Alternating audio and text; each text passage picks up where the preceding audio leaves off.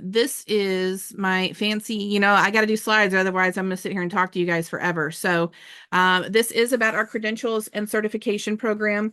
And this is just our initial plans and how we're going to progress with this. I have no idea what the end product will look like, but you are so key to this because we're going to, you're kind of our people for this to get it started. So, phase number one is what we consider the member phase. And that means when you enroll in one of our programs, typically it would be considered Remove Your Covers or Vintage Sewing Machine Mastery. But even if someone just comes in as a featherweight program or troubleshooting, that's also considered a member. So when you're joining, regardless of what you're enrolled in, all of you are already members if you're in one of our programs. And we're going to actually make digital stickers of all three of these phases. And we will have physical stickers and door, window clings and all those things as we go along. We're already at the end of October and I'm working on getting the timing program finished up. So it'll be early next month that we start doing this. Now, phase number two is where it gets interesting. So we've decided to go, Paul and I, this was my gut check. It's been apprentice. When we had people in our shop for learning purposes that were learning our trade and either helping us out or moving on, we always call them apprentices. And the reason why I stayed on apprentice is because it suggests that a person is still in the learning phase, but has gained enough knowledge and experience to be considered competent for most standard procedures. So you're kind of in the in-between, which is probably where most of you are right now. This does typically apply to those who decide to be in a career or business or volunteer track, meaning you're not just taking care of 1 or 2 machines of your own, but we also reserve the space that some people really just like to invest in this as a hobby and would love to have a certificate hanging on their wall. So we're not limiting any of these things to just people who are going into business. So a little more about apprentice. We thought about that. I don't think Paul and I have actually talked about this a whole lot. These are things that have been, kind of floating around in my brain and in paper and everywhere that I've been mapping this out for years. One of our challenges that we're going to address here is that we are a virtual program. So this is not like you are in our shop every day where I'm hovering over you, watching what you're doing, that you're demonstrating anything. And there's a lot more of you than what would normally be in our shop. So it's going to be highly recommended if you aren't already, and even if you have no interest in being certified or anything with us, I do recommend that you log your journey. This could be as easy as taking pictures and leaving notes somewhere. I personally use Microsoft OneNote, I think is what it's called, is what I use, because you could have unlimited space. You could paste pictures in there and put your notes. But I think it's a really good idea to kind of catalog your journey so that there's a record of machines you've worked on, skills you've developed, whether it's a routine service, if you're getting into electrical and motor service rewiring, but a nice record of your journey would be great, not just for us, but for your future uses. I do think it's tedious, but I think it's a lot better than just saying, well, I have 3 years experience and just being able to rattle off a few things. I also think it'd be good for our case if you wanted to include notes for those of you that do attend our live events, such as our Saturday clinic or business school, or even if you watch the replays, because we do recognize even if people don't show up live, that typically most people are watching the replays. So a nice catalog of the skills you're picking up from those programs. And then so we're going to, for the apprentice section, which is again where most of you are sitting that know you're going along this track, we're working on a short form that's going to help us help you. It'd be helpful for us to know what your goals are, what your intentions are. Some people are looking at mobile business. Some people are just doing a corner out of their home. Some people are doing, volunteer work and just fixing machines and selling them. So we would really like to know in detail where you're going and what's your plan to get there. And then we can also help you plan out any holes that are in your training where it might be helpful to develop and how we can get you there. So then once we have that form and you become part of our apprentice program, we have our digital sticker, which is what you saw up here in the little corner, has apprentice technician on there. So once you submit your form, we'll be able to send you that. You can put that on your website, use it however you want. We're also going to make printed stickers and window clings. So some people may hang out in the apprentice phase for a couple months, and some people may be there for years. Really depends. And we can also consider doing a certificate for this phase because some people may just, end up staying here if you're going the long track. So we're also going to build a web page for those of you that wish to participate and want to be part of this. We're going to have a page, and of course, at the top we'll have our certified technicians when we get to that point, and then under that will be a section for apprentice. So if you choose to be part of that, we'll ask you for your name, your business name, your location, contact, all that good stuff. And we love to promote people for business. So it's purely voluntary, but especially when I get inquiries of people in a certain area that have no interest of working on machines themselves, and there's a lot of people, then we'll be able to connect you, but also people will be able to search our website for your location. Let's see. And then we are, let's see, this is something that Dennis had mentioned that I thought might be a good idea, and we'll just see if it's worth doing. But we were considering building a web page that you can link to on your page. Some people outside of Dennis have even said, well, if I want to put something on my website that shows I'm not exactly like totally skilled, but I have some skills and I want to let people know that I'm working with someone qualified, then we'll be able to put a brief explanation on there of who you're working with so that's, people are in the information stage. That's why I always say you got to have a website or social media or something to link people to. And then stage 3 is, of course, our ultimate goal for most people, and that is certification. So we'll have our certified technician sticker here. And this is going to indicate that a person has officially met a recognized standard of knowledge and proficiency in a specific field. To this date, there is nothing that exists in our sewing machine industry. So we don't have anything yet. There will be 2 notable parts of certification in our academy, which is pretty much like any certification program.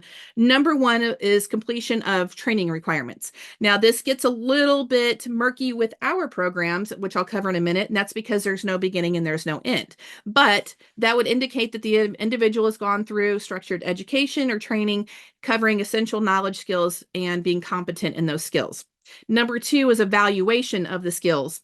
And again, this is where I feel like the Fixed Machines Institute is really missing their opportunities because the thing about certification and why it matters is because for those of you that are going out into the world and working on people's machines, and you're letting people know that you were trained by the Sewing Doc Academy, that matters because it's my job to make sure that you are skilled and have a clear understanding of things. And that means I'm willing to put my name behind you. Now, this doesn't mean I'm standing here with a clipboard being all stern. That's, if any of you know me, that's not me at all.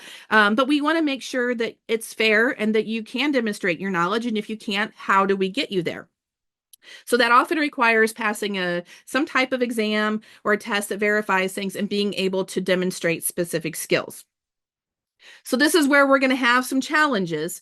So Paul and I are going to formulate based on our training. This is also a good audit of our programs. What skills we think are necessary, both in vintage machines and in modern. We will treat them separately because, as you know, they are very different worlds. So it doesn't mean you have to be certified in everything, but we want you to be able to show us that you understand our basic procedures in each of those. So we're going to have to come up with a list of standard skills that someone should know going through Remove Your Covers. What should you know?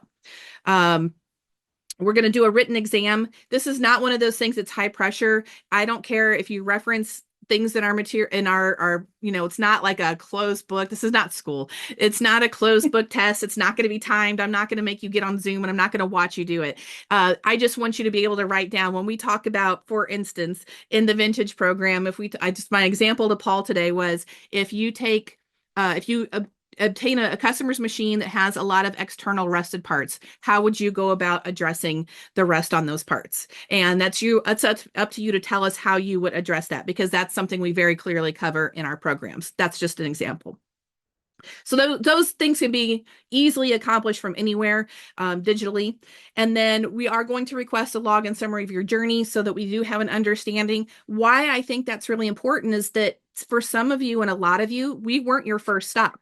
A lot of you got a good foundation working in Facebook groups or through YouTube, following Bob Fowler and Andy Tube. Some of you have been to the Fixed Sewing Machines Institute, and I don't want to disregard the skills that you've picked up outside of our program. But that also makes our job more difficult because I do have people come in saying, well, I've worked on machines for 10 years. And then when they get into our program, we realize their idea of working on machines for 10 years is much different than what we would consider working on machines for 10 years. So that's why I think it's important to have a record and some type of reference of what your journey and your education has been. So for modern machines, we're going to split that up into two different programs because some people really are just interested in the bread and butter of business, which is just cleaning, lubricating, keeping machines going, which is what we consider maintenance. So we will offer a certificate for that, which is basically remove your covers. And then we will also do another one for full service, which would include all of the timing adjustments. Now, when we're demonstrating the skills on this part, it would be awesome if we could just all be in a room together and do that, but I don't think that's going to be possible. But I don't think it also needs to be done in person. So these are the things I've been thinking about for 6 or 7 years, trying to figure out if we're virtual, how are we going to make this part happen? All right, so I'm considering a couple different possibilities, and we welcome any feedback. There are a lot of you that your brain works this way. So number one is our most obvious, I think, is that in person would be ideal, but I'm not going to put that pressure on you financially or time-wise. We will begin travel teaching more in 2025 and probably increasing from there because we will be to the point that we can still help in our programs without having to be home all the time. So as we plan our stops in different regions, we'll be able to kind of map out and work with people to have a stop along the way where if you are within driving distance and want to meet us and do testing in person, we can plan for that. That's not going to be possible for most people, I don't think. Number two, for instance, for a full modern sewing machine service, I think this is really only necessary on modern machines for the timing components. I don't think this is really necessary in the vintage realm. There's other ways we can address that, but as far as timing, especially, we could definitely work out a way to send machines to a tester, have already some things untimed in there, have someone time it and send it back to this. Of course, the biggest issue to that is that it as ideal as it would be, that's going to be shipping costs that are required. And in fact, we just worked with someone in Remove Your Covers not too long ago. Someone wanted us to check out a machine, and it was what, $70 each way. Yeah. And so it's very expensive. So we'd have to ship the machine to you, and then you'd have to ship the machine back. And that's a cost that would have to be incurred. We could probably bring that down, but I don't know that that's most ideal either. The thing I think we're leaning towards the most at this moment is being able to do detailed videos. And that kind of goes along with what we do in in our programs anyway. So it would be, we'd have a list of things that you would need to demonstrate. It could be clips of videos. You could just do one long video, however it work out. But I feel like there also has to be a comfort with technology. And I think we've proven that there's ways around that. There are so many of you that came into our programs originally terrified of Zoom calls and all the ways that we do things and have gotten over that hump. I think this would be a small hump that we could get over. So we could do two things. If someone has a camera set up, I mean, this problem is you have to have some type of camera that could show us your machine because it's got to have good lighting. We got to be able to see.